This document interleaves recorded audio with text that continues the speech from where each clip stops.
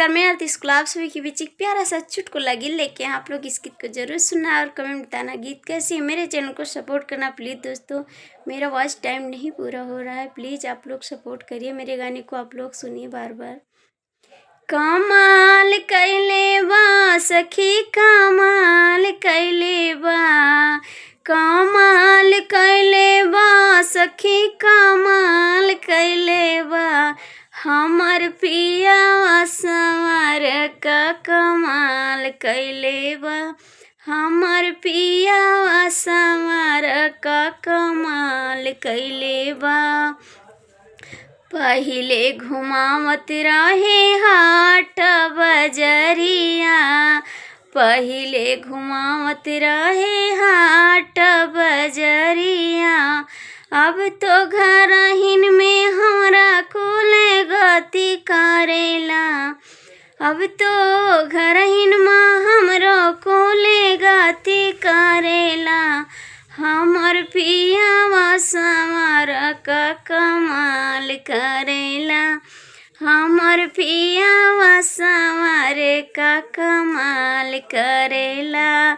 पहिले खियावत रहे चाट समोसा, पहिले खियावत रहे चाट समोसा, अब तो सूखी रोटियां के कमाल कैले बा, अब तो सूखी रोटियां के कमाल कैले बा, हमर पिया संवर का कमाल कैले बा, हमर पिया संवर का कमाल कैले बा।